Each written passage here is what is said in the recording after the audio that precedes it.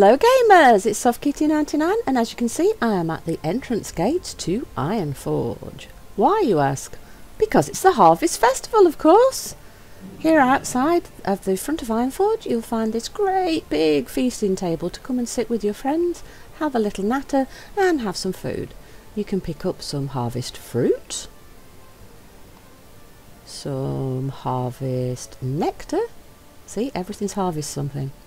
Then there's harvest fish. And, okay, where have you hidden it? There's one more. I know there's one more. Where is it? Oh, there it is.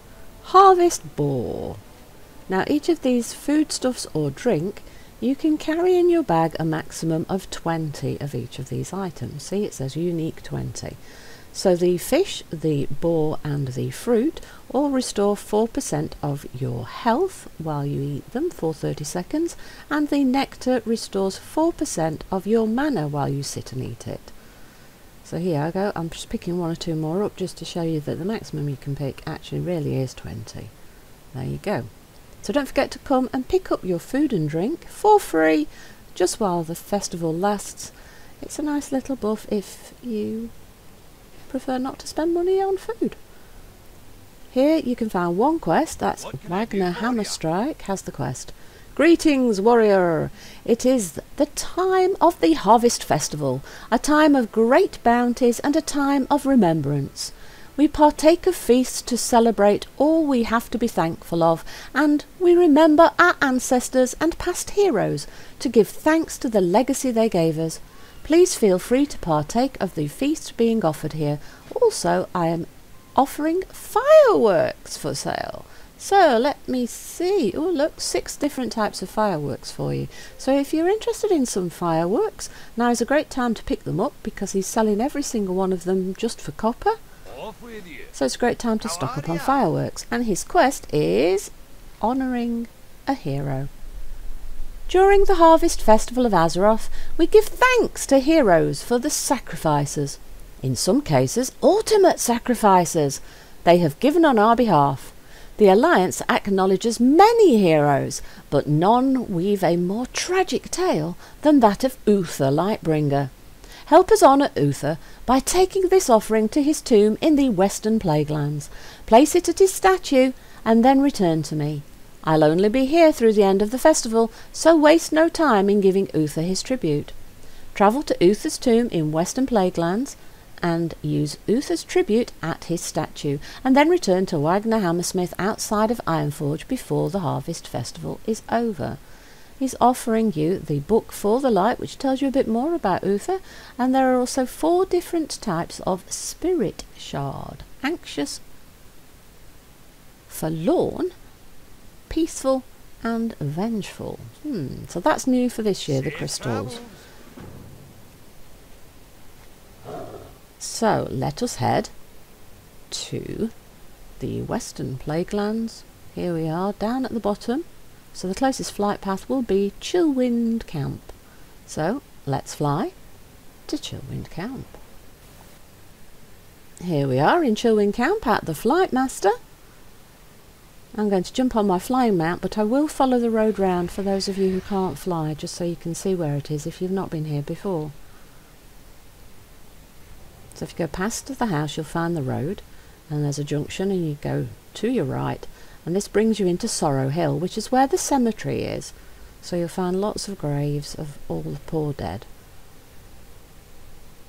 And if you go to where there's a junction here, and there are 4 different paths. One of them leads you into Anderhall, that's through the gate over there, and this very ornate gate behind me here leads to the path up to Uther's tomb. Now, in Battle for Azeroth, Uther's tomb has got a nice new facelift. It's a much more beautiful place than it was before. Very ornate, and this has led to a lot of speculation as to whether this might have an important role sometime in Battle for Azeroth. So we'll have a little look at it after we've done the quest. And see all the candles. You know, it's very sad and it's very atmospheric, and it does make you start to think a little bit more about all the people that have died during the campaigns and what it would really be like if this was, well, real life. I mean, all the sadness about all the people that you've lost.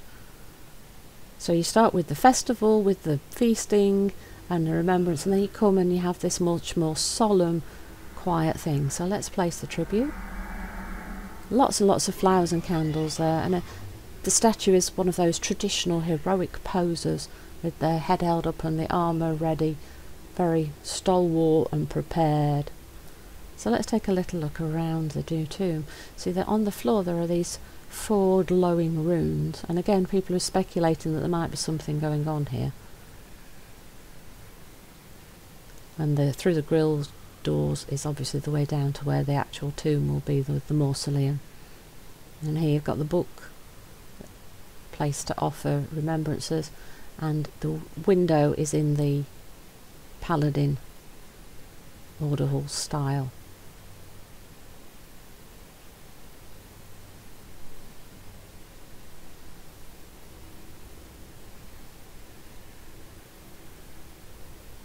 All the memories, all the tributes, it just makes me kind of sad and very reflective actually. It's very well done. Here lies Uther the Lightbringer, first paladin, founder of the Order of the Silver Hand. Uther lived and died to defend the kingdom of Lordaeron. Though he was betrayed by his most beloved student, we believe that his spirit lives on. He continues to watch over us, even as the shadows close in around our ruined land. His light is the light of all humanity, and so long as we honour his example, it shall never fade. And that is attributed anonymously.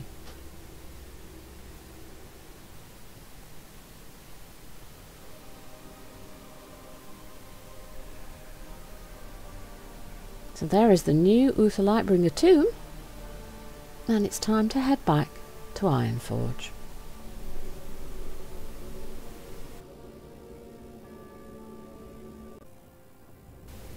And here we are back at Ironforge, and we're ready to turn in our quest to Wagner.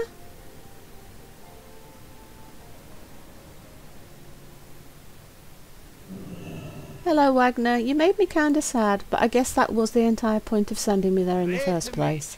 So let us turn in honouring a hero. Now there are 4 different types of spirit shards to choose from. So we've got anxious, forlorn, peaceful and vengeful, and of course the book for the light. Let's take peaceful. See you soon. Now let's get a good angle so that I can show you what happens. I'm just assuming something's going to happen to me here. And oh, so we become like a ghostly see-through figure, and it does kind of have a blue tinge, so I wonder if the colour reflects the colour of the crystal. For the light. His name brought light to darkest Azeroth. His valour tore the walls of misery down. The Silver Hand would ne'er do better more than give the world the knight who'd give himself. His fame was not that which he sought to grow, nor was the lordship over his own kind. Instead he chose to fight for Lordaeron, to hope his kin would have to fight no more.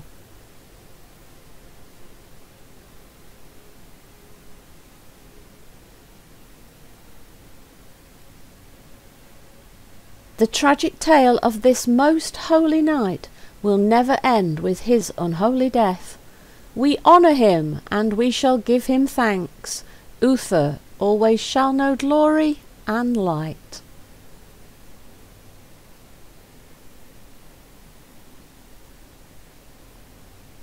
So Uther is one of the greatest heroes of the Azerothian peoples, and the Harvest Festival is a time when everybody remembers him and the sacrifice that all people give.